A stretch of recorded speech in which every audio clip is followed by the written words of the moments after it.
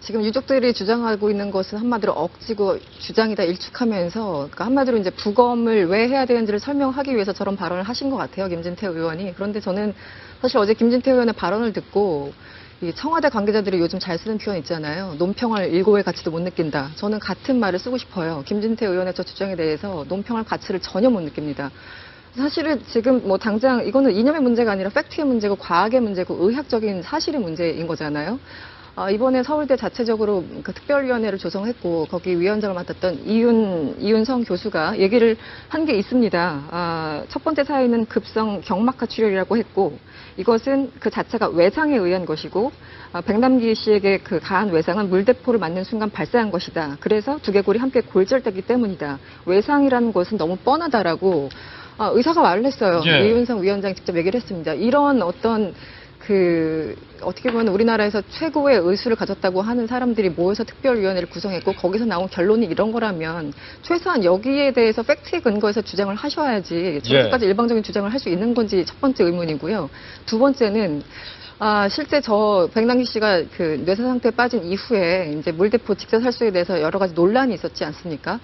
그래서 그 경찰들이 얼마나 이것이 위험한 건지 아니면 직접 보여주겠다고 해서 기자들을 직접 이제 데리고 가서 물대포 시연을 합니다. 그런데 건장한 성인 남성이 몇 초 버틸 수도 없을 만큼 이게 굉장히 강력합니다. 그리고 우리가 이미 CCTV에서도 확인을 하지 않았습니까? 이 사람이 어떻게 맞고 왜 쓰러졌고 그 직후에 병원에서 어떤 진단을 내렸는지 소생할 가능성이 없다고 의사가 얘기를 했고 그 당일날 서울지방경찰청장 당시 구은수청장한테까지도 그 내용이 보고가 됐습니다. 이런 팩트가 있는데 저런 주장을 한다는 건 참 믿기 어렵습니다. 그런데 이 칼럼의 주장과는 정반 일종의 심리전 성격의 이 발언에 대해서 선전포고냐라고 반발했었는데 그에 대해서 김진태 의원이 나섰어요. 선전포고라면 북한에게 공격의 빌미를 주는 건 아니냐. 뇌 주파수가 북한 당국에 맞춰 있는 거 아니냐. 강경한 말이 나왔어요. 네, 좀 여담이긴 합니다만 저는 김진태 의원을 볼 때마다 드는 생각이 있습니다. 예를 들어 우리가 지진이 일어나기 전에 지진 징후가 있잖아요. 여러 가지 징조들이 있는데 이제 구름운이 뭐 보인다던가, 지진운이 보인다던가, 뭐 어떤 특정한 동물들이 움직인다던가, 뭐 등등 여러 가지 그 징후들이 있는데 저는 가스 냄새가 난다거나. 그렇죠. 네.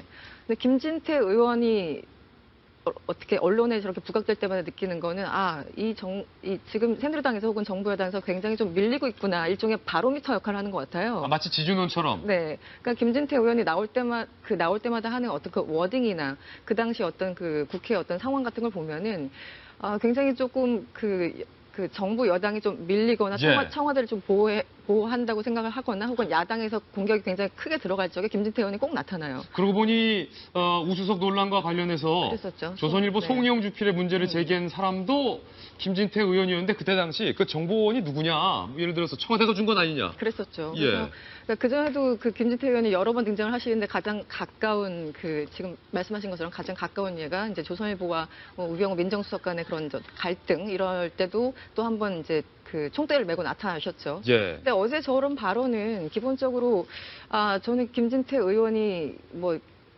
박지원 의원의 어떤 발언에 대해서 공격은 할 수 있다고 보지만 그래도 한 당의 원내대표한테 그 비대위 위원장한테 뇌 주파수가 그 북한 당국에 맞춰져 있다라고 얘기하는 건 너무 과도한 표현이 아니었나. 너무 원색적인 비난이다. 네, 그랬었죠. 그리고 그 박근혜 대통령 어제 우리 여기에서도 같이 얘기를 했지만 박근혜 대통령의 그 국군의 날 발언에 대해서는 이견이 있습니다. 그것을 지나치게 정말 선전포고다라고 보는 사람도 있고 당연히 할 수 있는 얘기다라고 보는 사람이 있기 때문에 그 국민들이 어떤 그 같은 발언에 대해서도 다른 의견을 갖고 있다라는 걸 좀 인지를 하시고 그 바탕 위에서 말씀을 하셨어야지 저는 옳다고 보는데 일방적으로 한 당의 그 대표를 매도하는 것은 좀 지나치지 않나라는 생각이 듭니다. 이것을 좀 입체적으로 바라보면 더 흥미로울 것 같은데 윤태구 실장님 국회의원분들이 말입니다. 어제 저희가 좀 싸움이 이쯤 되면 지저분해진다.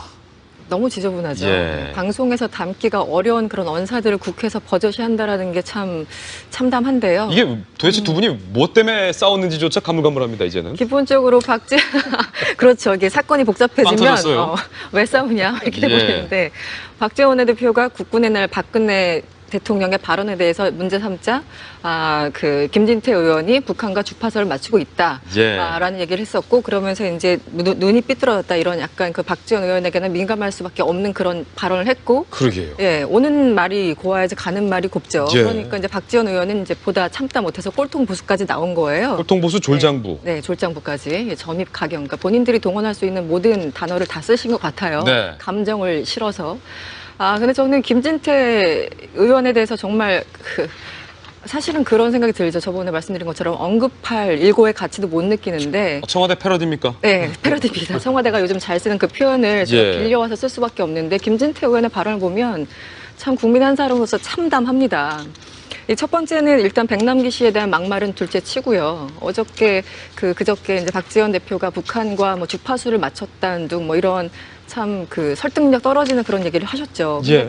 전 더 문제는 사실 어제 이 얘기를 하고 싶었는데 시간이 없어서 못했는데 눈이 삐뚤어져서 뭔들 제대로 보이겠나라는 막말을 하셨어요. 근데 만약에 이게 그냥 다른 사람들에게 했으면 그냥 넘어갈 수 있는데 사실은 박지원 의원이 그 물리적으로 좀 눈이 불편하신 상황이잖아요. 예. 근데 저는 이게 살면서 이제 사람이 정말 치사하다고 느낄 때가 약점을 공격할 때. 예, 내가 내 능력으로 뭔가를 교정할 수 없는 예를 들어 제가 귀가 안 들린다던가 뭐 팔이 없다던가 이건 내 의지로 할 수 있는 일이 아니잖아요. 예. 누군가가 갖고 있는 하지만 스스로 아무리 노력해도 이것이 교정이 안 되고 이제 달라질 수 없는 그런 우리는 이제 약점이라 부르죠. 예. 저는 그게 약점이 아니라고 생각하지만 그러니까 약점이라고 표현하는 것도 좀 이상한 표현이라고 생각하지만 그럴 수 있겠네요. 네네. 그러니까 그것을 저렇게 공격한다는 건 저는 굉장히 의도적이라 보고요. 심각하게 감정을 자극한 거라서 국회 윤리위에 지금 제소가 된 상태로 제가 알고 있는데 가장 강력한 처벌이 있어야 되지 않을까라는 생각이 듭니다. 인신공격이다. 네, 인신공격이죠. 네. 김진태 의원